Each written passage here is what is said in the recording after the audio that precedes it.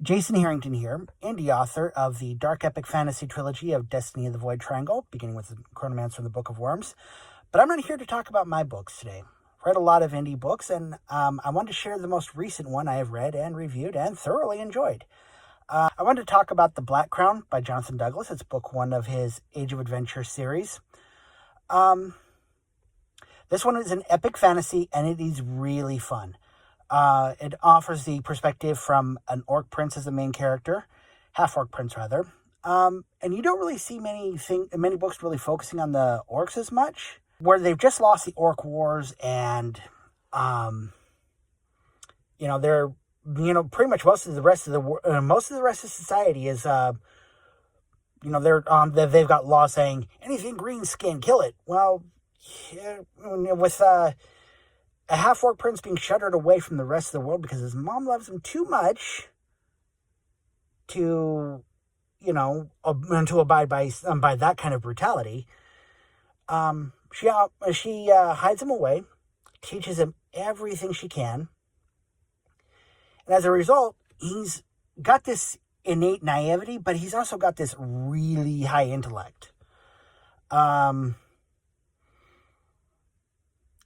kind of reminds me of, I don't know if you guys have ever seen it,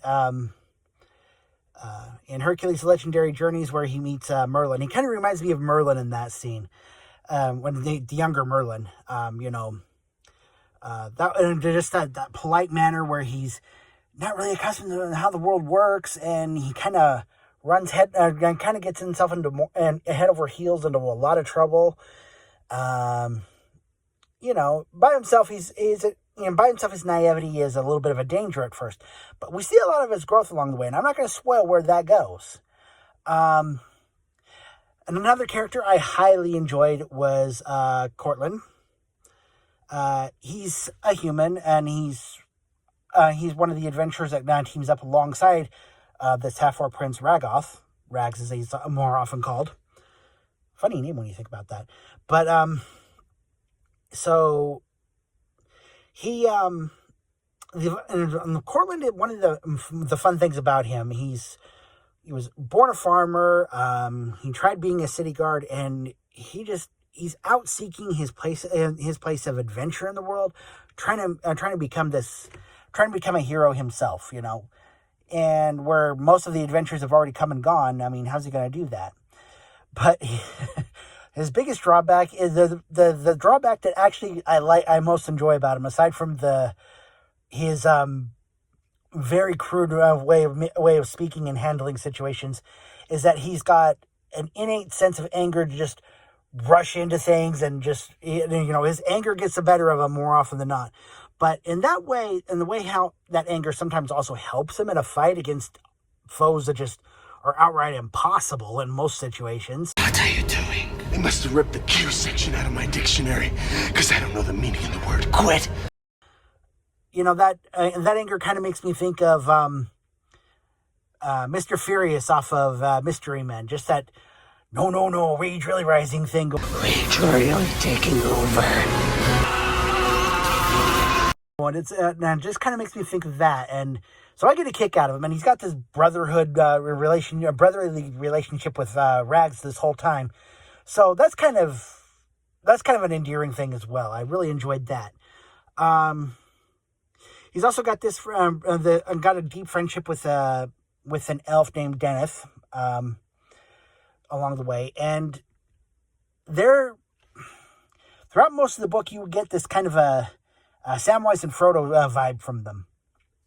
And there's spoilers. There's things that I could say more about that, but that's a lot of spoiler turf, and I definitely think you should take a look at that for yourself and find out. So you got this setting of Allspire where, like I said, Rags has been kicked out of this, and it's not really kicked out. In a way, yes. In a way, no. He's fleeing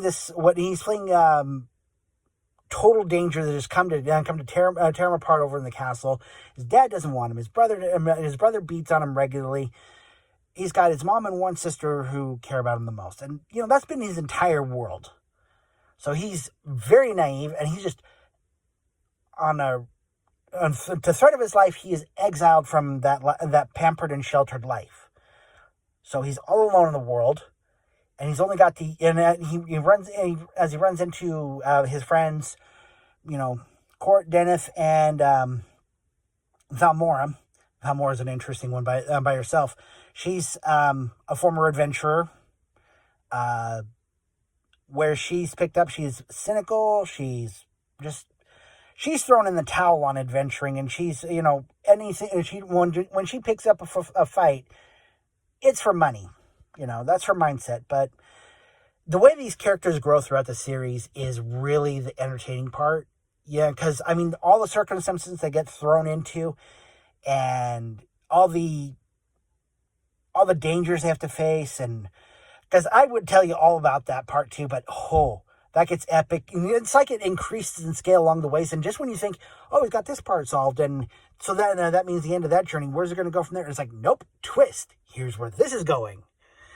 And I want to say more about it because, this half-orc prince who has been there this whole life, he's the son of an orc chieftain, an orc warlord, rather. And, this queen of Nymeria. And so he's never known anything about his orc heritage aside from what's been filtered through him through his history lessons. He doesn't know really anything about the orc culture. So throughout the journey, he's got his original mission is that he's supposed to I can't really say what the original mission is without spoiling it, unfortunately. But he goes he learns more about his orc heritage, and that naivety is lost along the way because he sees the hostility that is harbored for anyone greenskin, like I said. And he has to, and along the ways, he's like, and he kind of gets this realization that there is no place for the orcs, half-orcs, in the world. And there's reasons for that, but, he's like, well, this is because we've done things we've always done, and we need to find another way of doing things and make our own place in the world. And so as his naivety fades, his determination rises, and that's really an awesome thing. I've had just about enough of her! And he doesn't stay helpless throughout the entire book, which is awesome. It's awesome to see him take charge of situations and say, you know what, no, I'm not asking anyone to do this for me. I'm not asking anyone to risk their lives because I made this choice. There's some really awesome moments like that, and I really enjoy it. And there's a lot more potential in the future books, and I want to see where that goes. There's a lot more threats that are going to be on the way, obviously.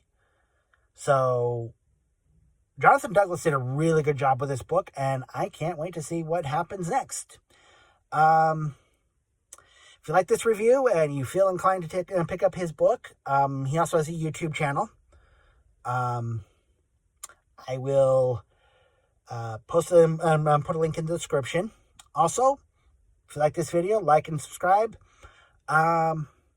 And check out my Destiny of the Void Triangle series if you want some dark epic fantasy as well. Shameless plug, I know. But yeah, I hope you enjoyed this. Share your thoughts. I know I'm not the only one who's read the Black Crown. So share your thoughts in the comments. Yeah. And have a wonderful night. Or day. Come back also for my next video where I review T. Radcliffe's Battle Games, Book 1. Hope to see you there.